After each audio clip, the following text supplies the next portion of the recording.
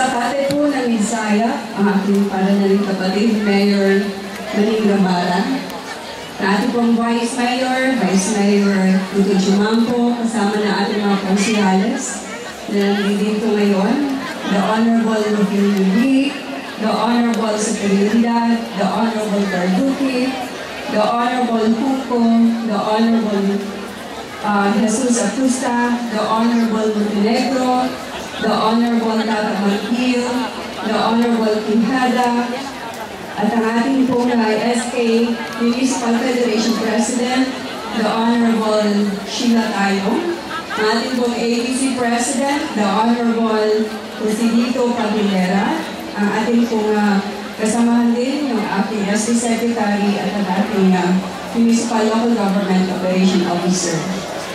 At ang ating pong President ng NDMC, Father Q, at ang representative ng ating Honorable Congressman, ang kanyang political officer, the Engineer Piltag, yung ating pong overall chairman ng ating Halad Festival for 2013,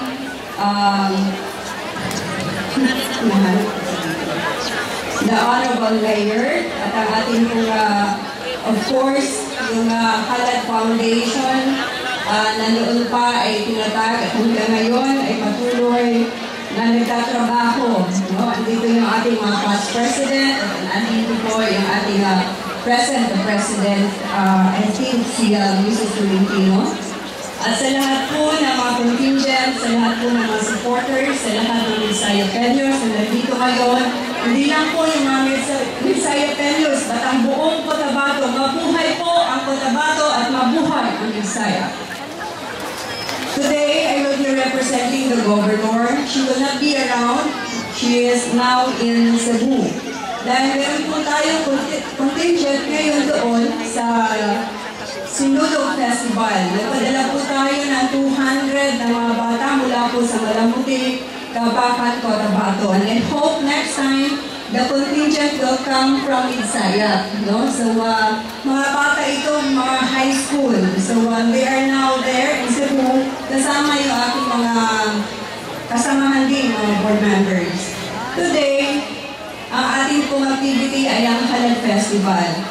Hindi lang po ito sayaw-sayaw, hindi lang po ito indak-indak. Ito po ay nangangahulugan at nagbibigay po tayo sa ating Panginoon sa lahat ng kanyang kasaganaan na binigay po sa atin.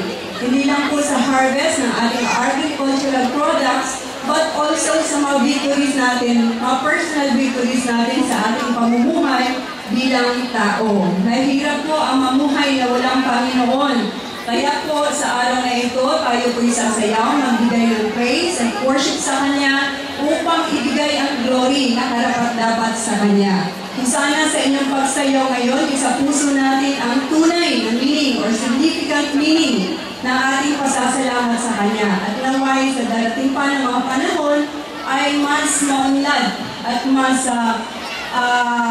marami pang blessing na ibibigay ang ating Panginoon, hindi lamang po sa Misaya at sa buong Cotabato. The provincial government is spending 100,000 a year for the Halad Festival. At kanina po, tinext ko yung ating governor kung patuloy po ba ito yung annual aid na binibigay natin. And I was assured and I was told by the Honorable Governor na ipaalam po na patuloy po na magbibigay ang provincial government ng 100,000 a year para po sa annual festival. Ito po ay ang Halad. Yung ating pong pag-celebrate ng Halad Festival ay hindi lamang po dito sa Misaya.